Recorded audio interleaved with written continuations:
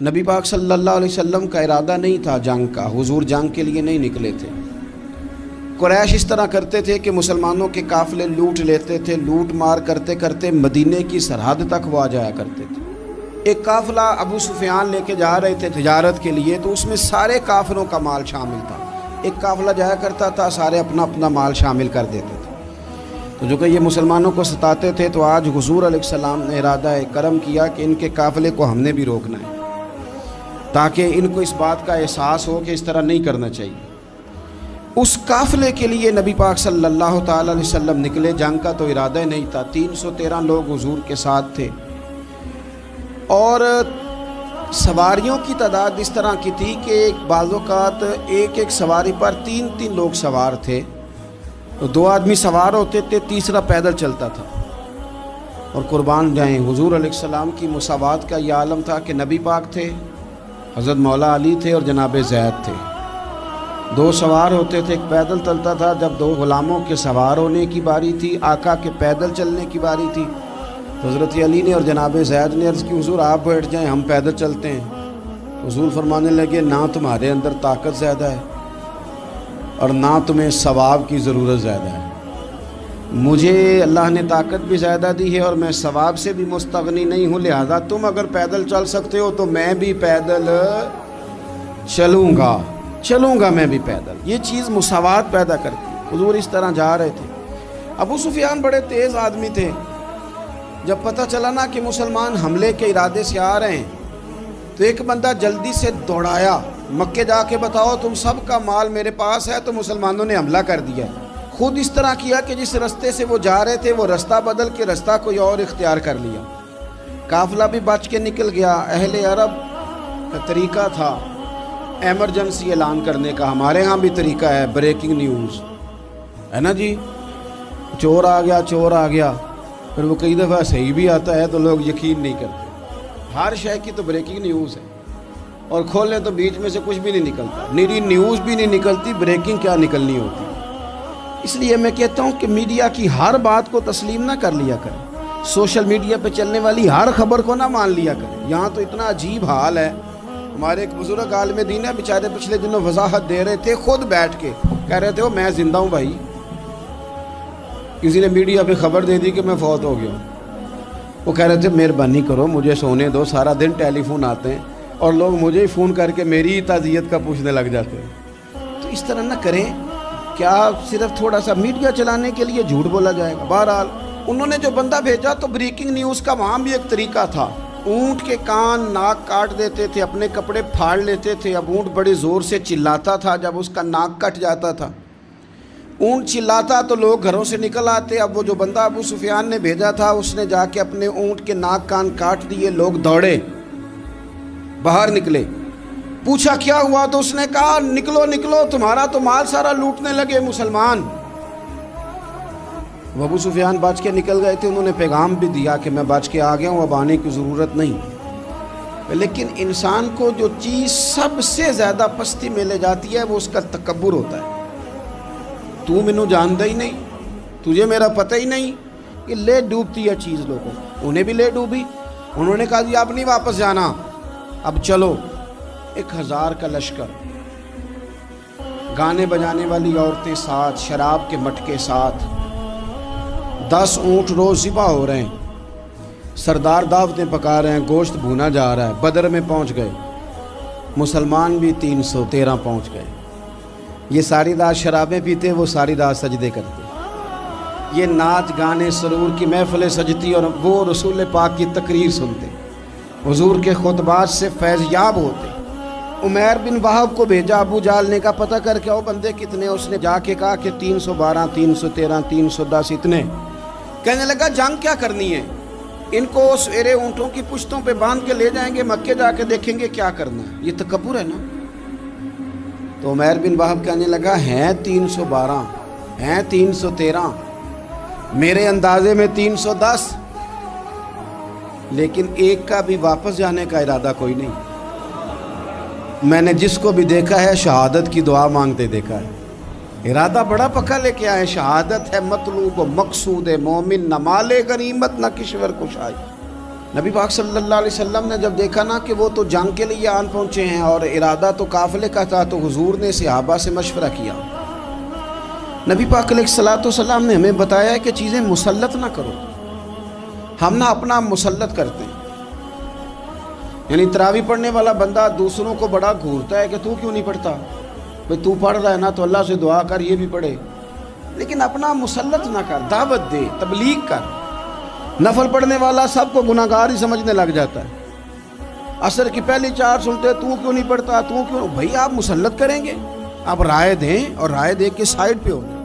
مسلط کرنے کی تو اجازت نہیں، حضور کا تو حکم چل سکتا ہے نا، چلتا ہے نا، لیکن حضور نے بھی صحابہ سے پوچھا بھائی وہ تو لڑنے آ گئے ہیں، اب کیا کرنا ہے؟ تو حضرت صدیق اکبر کہنے لگے حضور کرنا وہ ہے جو آپ نے فرمانا ہے۔ حضرت عمر کہنے لگے حضور تلواروں کو تو زنگ لگ گیا ہے، اور جناب علی شیر خدا مرتضیٰ مشکل کشا غل عطا مولا کائنات فرمانے لگے حضور علی اور تلوار یہ تو رشتہ ہی بڑا پرانا ہے، تیاری کریں۔ حضور کا خیال تھا کہ انصار بھی تو بولے نا، یہ تو سب مہاجرین بول رہے ہیں۔ انصار کو جب سمجھ آئی نا کہ اشارہ ہماری طرف ہے تو حضرت سعد بن عبادہ اٹھے، کہنے لگے حضور آپ کا اشارہ ہماری جانب ہے؟ فرمایا ہاں۔ کہا یا رسول اللہ صلی اللہ علیہ وسلم خشکی پہ بھی لڑیں گے اور دریا میں بھی لڑیں گے، حضور انسانوں سے بھی لڑیں گے اور آپ حکم دیں گے تو جنوں سے بھی لڑیں گے۔ وہ بیٹھے تو حضرت مقداد اٹھے اور کمال کر دی، کہنے لگے یا رسول اللہ آپ ہم سے ارادہ پوچھ رہے ہیں؟ ہم کوئی حضرت موسیٰ کی قوم ہے جو اپنے نبی سے کہہ دیں گے آپ لڑیں اور آپ کا خدا لڑے؟ سونیا ہم آپ کے ساتھ لڑیں گے اور آپ کے قدموں پہ جانیں بھی قربان کریں گے۔ نبی کا حکم ہو تو کود جائیں ہم سمندر میں، اور جہاں کو محو کر دیں نعرہ اللہ اکبر میں۔ نہتے 313 بشر شوق شہادت میں، نکل آئے تھے میدان میں محمد کی قیادت میں۔ نہ تیغ و تیر پہ تکیہ، نہ خنجر پہ، نہ بھالے پر، بھروسہ ہے تو ایک سادی سی کالی کملی والے پر۔ نبی پاک صلی اللہ تعالیٰ علیہ وسلم نے جذبات سنے تو فرمایا چلو نہ چلیں، پر چھوٹے چھوٹے بچے واپس کر دو۔ ایک چھوٹے بچے تھے عمیر بن ابی وقاص، حضرت سعد بن ابی وقاص کے بھائی، زمین پہ لیٹ کے رونے لگے، سونے میں نے بھی جانا ہے۔ کمپیوٹر کے لیے نہیں رو رہے، موبائل کے لیے نہیں رو رہے، نئی سائیکل کے لیے نہیں، شہادت کے لیے۔ حضور میں لڑوں گا، اب مجھے لے کے تو چلیں، یا رسول اللہ میں طاقتور نکلوں گا، لے کے تو چلیں۔ ان کے آنسو دیکھ کے حضور نے فرمایا لے چلو نا ساتھ۔ فطرت مسکرا رہی تھی، حضرت سعد بن عبادہ ایک دوسرے سے کہہ رہے تھے ہم سے لڑنے آیا ہے ابو جہل، جس قوم کے بچوں کی شجاعت کا یہ عالم ہے، اس قوم میں علی کا کیا حال ہوگا اور امیر حمزہ کا کیا عالم ہوگا۔ یہ ہمارے ساتھ مقابلہ کریں گے یہ لوگ؟ اور چھوٹے اتنے تھے، حضرت عمیر کے تلوار اپنے ہاتھوں سے اپنے گلے میں نہیں لٹکا سکتے تھے، وہ بڑے بھائی نے لٹکائی۔ میدان میں نکلے، حضور علیہ الصلوۃ والسلام نے تقریر کی، فرمایا تمہیں پتہ ہے تم کس جنت کی جانب جا رہے ہو؟ وہ جنت ہے جس کی چوڑائی زمین آسمان کے برابر ہے۔ حضرت عمیر بن حمام انصاری ایک صحابی تھے، جب کریم نے فرمایا نا جنت کی چوڑائی، کسی چیز کی لمبائی زیادہ ہوتی ہے چوڑائی کم ہوتی ہے، جب فرمایا نا کہ چوڑائی زمین آسمان کے برابر ہے تو حضرت عمیر بولے، کہنے لگے واہ واہ واہ واہ واہ، کھجوریں کھا رہے تھے۔ حضور نے فرمایا تو بڑی واہ واہ کر رہا ہے، کہ سونیا اتنی جنت پیاری ہے تو ہم دور کیوں ہیں، یہ دینا ذرا تلوار۔ جلدی سے میدان میں نکلے، اللہ نے انہیں شہادت عطا فرمائی۔ رات ساری وہ مست رہے شراب کے نشے میں، اور حضور ساری رات مصلی پہ رہے، ساری رات دعائیں مانگی۔ پتہ کیا کہا؟ اے اللہ یہ میری کل کمائی تھی 313 جو میں لے کے آ گیا ہوں، اگر یہ ہلاک ہو گئے تو قیامت تک کون تیری عبادت کرے گا، ان کی مدد فرما۔ اور ایک رات پہلے صفیں بھی سیدھی کرائیں، بلکہ صفیں سیدھی کراتے حضرت سواد کے پیٹ پہ چھڑی لگ گئی تو انہوں نے کہا حضور بدلا دیں۔ حضور نے کپڑا ہٹایا تو انہوں نے وجود چومنا شروع کر دیا۔ حضور نے ہمیں سبق دیا کہ صفیں بھی سیدھی کرانی ہے اور دعائیں بھی کرانی ہیں، صف بھی سیدھی ہو، مصلی بھی آباد، دونوں کام کرنے، اور پھر توکل ہو، پھر تمہارا دل جمے کہ انشاءاللہ فتح اللہ مسلمانوں کو دے گا. رونے نہ رویا کرو, معیشت کے, معاشرت کے, غریبی کے, تنگ دستی کے, فقیری کے رونے نہ رو. اللہ کی مدد کو آواز دو.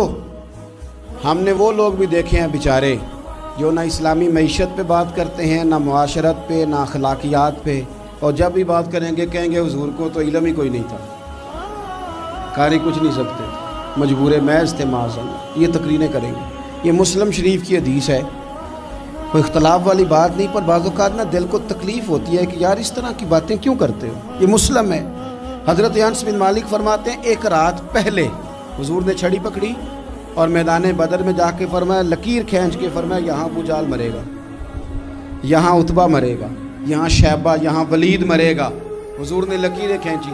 فرماتے ہیں باقی لوگ جنگ لڑ رہے تھے اور میں چپ کے لکیریں بھی دیکھ رہا تھا کہ حضور نے لگائی تھی. فرماتے ہیں اللہ کی عزت کی قسم کوئی کافر 1 انچ بھی ادھر ادھر نہیں ہوا, جہاں نبی پاک نے لکیر لگا دی تھی وہیں مرا ہے. یہ شان اللہ نے حضور کو دی ہے, حضور کے علم مبارک کا یہ کمال ہے. نہ اس طرح کی باتیں کریں جس سے امت تقسیم ہو. سویرے جنگ شروع ہوئی, صبح 3 کافر میدان میں نکلے, عتبہ, شیبہ اور ولید. 3 انصاری مسلمانوں کی جانب سے مقابلے میں نکلے, لیکن وہ تکبر جو ہوتا ہے نا وہ جان چھوڑتا نہیں. تو ولید کہنے لگا, عتبہ شیبہ کہنے لگے ہم نے نہیں ان سے لڑنا, یہ تو ہمارے پائے کے ہی نہیں, کوئی قریش میں سے بھیجو, قریش میں سے. آپ نے کون سا ناراض ہونا ہے, ویسے چودھریوں کے بچے, سیٹھوں کے بچے کچھ بھی نہیں کر پاتے, کیونکہ ساری زندگی لوگ چودھری صاحب کہہ کے دماغ ہی نہیں ٹھیک ہونے دیتے, وہ رہ جاتا ہے کام سے ہی. میرے حضرت صاحب فرمایا کرتے تھے, میرے استاد جی, کسی گھر میں علم چلا جائے تو کئی دفعہ نکل آتا ہے, لیکن کسی گھر میں پیری مریدی چلی جائے وہ نہیں نکلتی, کیونکہ پیر کا بیٹا جس طرح کا بھی ہو لوگ پیر مان ہی لیتے ہیں. اور اسی طرح کسی گھر میں چودراہٹ چلی جائے تو وہ بھی باہر نہیں آتی. بچوں کو لوگ چودھری کہہ دیتے ہیں, وہ اس بیچارے کا بھی دماغ خراب ہوتا ہے, کچھ کر ہی نہیں پاتا. یہ چودراہٹ ہر جگہ مصیبت کھڑی کرتی ہے الا ماشاء اللہ. ولید کہنے لگا ہم نے نہیں لڑنا, یہ ہمارے پائے کے بندے پہ جو انصاریوں سے لڑے. تو فطرت مسکرا کے کہہ رہی تھی لگتا ہے تمہارا جلدی مرنے کا ارادہ ہے. ٹھیک ہے, پھر نبی کریم نے فرمایا ٹھیک ہو گیا, چلو. ابو عبیدہ بن جراح اٹھے, حضرت عبیدہ اٹھے. حضور نے فرمایا اب اللہ کا شہر امیر حمزہ اٹھے. حضرت امیر حمزہ اٹھے. تیسرے نمبر پہ حضور نے فرمایا یا علی کم, علی اٹھنا جار, ذرا نکلنا میدان میں. دیواریں ہلتی رہتی ہیں اور در کانپ جاتا ہے, علی کا نام سن کے اب بھی خیبر کانپ جاتا ہے. حضرت علی شیر خدا رضی اللہ تعالیٰ مولا کائنات اٹھے, حضرت امیر حمزہ اٹھے, حضرت عبیدہ اٹھے.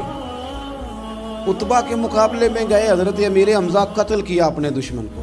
شیبہ کے مقابلے میں گئے حضرت عبیدہ, لیکن حضرت عبیدہ بوڑھے تھے, اس نے ان پہ حملہ کیا, ان کا پیر کاٹ دیا.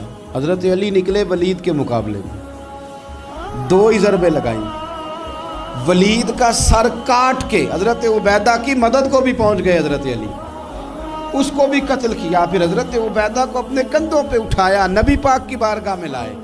انہوں نے حضور کے قدموں کو چوم کے کہا حضور مجھے شہادت ملی کہ نہیں ملی؟ نبی پاک نے فرمایا رب نے تمہیں شہادت کا درجہ دے دیا. اب میدان میں جہاد شروع ہوا, لڑائی شروع ہوئی, لوگ نکلے. حضرت زبیر بن عوام بھی برچھی لے کے. ایک کافر نکلا, آس اس کا نام تھا, وہ سارا لوہے کا لباس پہن کے آ گیا, صرف آنکھیں نظر آ رہی, بڑے مسلمانوں کو زخمی کر رہا تھا. اب کیسے لڑیں اس کے خلاف؟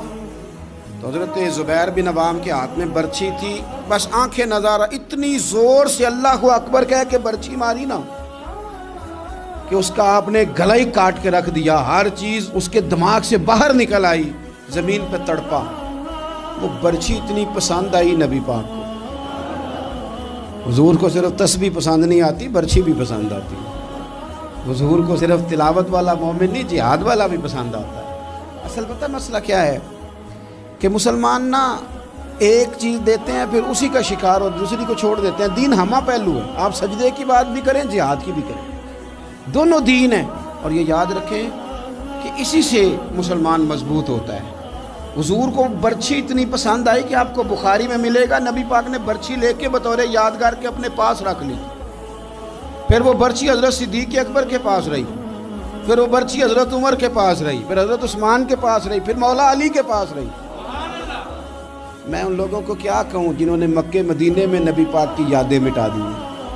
سونے نے تو صحابہ کی یادگار تلواریں بھی سنبھال کے رکھی، اور تم نے حضور نے جس کنویں سے پانی پیا تھا وہ کنواں ختم کر دیا، تم نے جہاں حضور نے غسل کیا تھا وہ جگہ ختم کر دی۔ کیا بات کرتے ہو صاحب، وہ جگہیں تو ہمارے لیے چومنے کے لائق تھیں اور آنے والی نسل کو وہاں عقیدت کے پھول برسانے تھے۔ تم نے کیا سلوک کیا؟ جنگ آگے بڑھی، تلواریں چمکی، 2 چھوٹے بچے۔ او نوجوانوں، خدا را واپس لوٹو اپنے دین کی طرف۔ 2 چھوٹے بچے، اور یہ اس طرح کے لفظ ہیں، مجھے کیا لینے دو وہ دیسی تھے، مجھے کیا لینے دو پینڈو تھے۔ وہ 2 بچے آ کے حضرت عبد الرحمن ابن عوف سے پوچھتے ہیں، کہتے ہیں چاچا جی ابو جہل کدھر ہے؟ یہ لفظ ہیں حدیث میں، چاچا جی، چاچو کدھر ہے ابو جہل؟ تو کہتے ہیں میں نے ہاسکے کا پتر، تم نے کیا کہنا ہے؟ تو چھوٹے والے کو باتیں بھی صحیح نہیں کرنے آتی تھی، کہنے لگا چاچا اسے مارنا ہے۔ کہا کیوں مارنا ہے؟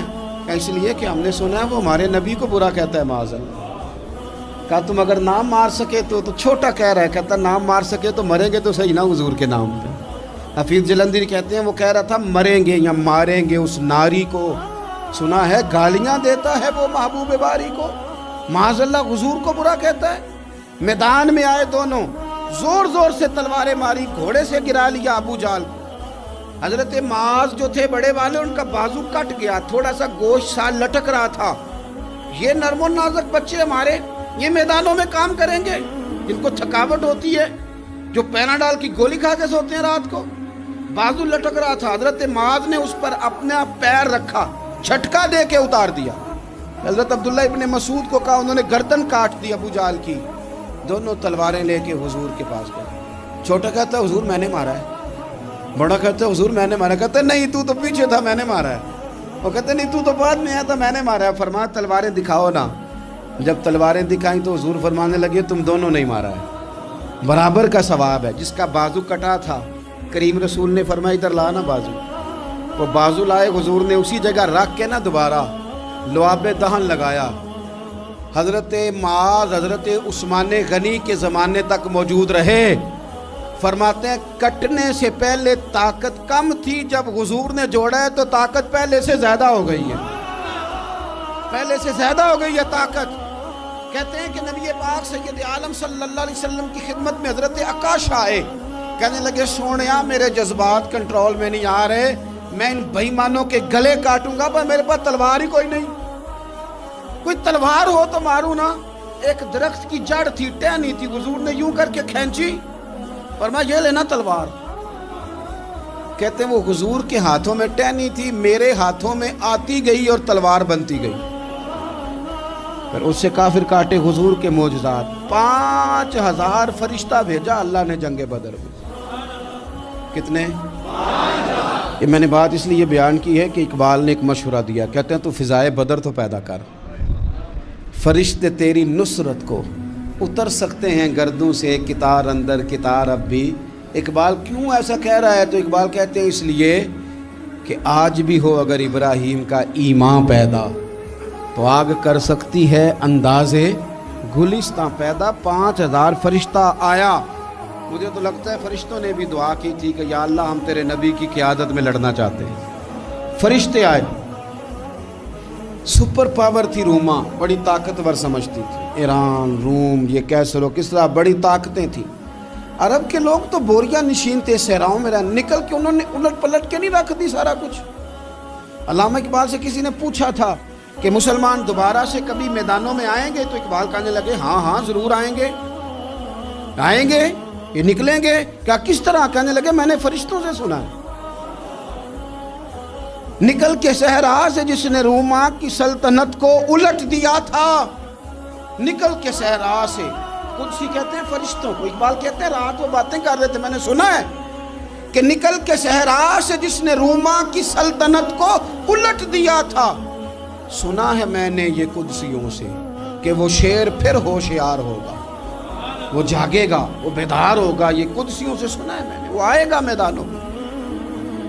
گمسان کا رن پڑا، ابو جال قتل ہوا، امیہ قتل ہوا، کچھ دیر کے بعد مارا گیا، ابو البختری اور عتبہ اور شیبہ اور ولید بڑے بڑے سردار قتل ہوئے، 70 کافر مارے گئے، 70 مسلمانوں نے قیدی بنائے، باقی بھاگ گئے اور سامان چھوڑ کے بھاگ گئے اور گھوڑے چھوڑ کے بھاگ گئے، اور جس کو ادھر بھاگنے کا موقع ملا ادھر بھاگا، کہہ رہے تھے ان کو باندھ کے لے جائیں گے، اور جس کو ادھر بھاگنے کا موقع ملا وہ ادھر بھاگا۔ پیچھے سے حضرت سعد بن عبادہ بول رہے ہیں، کہنے لگے ہم نے تو سنا تھا مردوں سے مقابلہ ہے، تم تو بیویوں سے بھی کمزور نکلے ہو، کیا بھاگتے ہو؟ 14 مسلمان شہید ہوئے صرف 3 دن حضور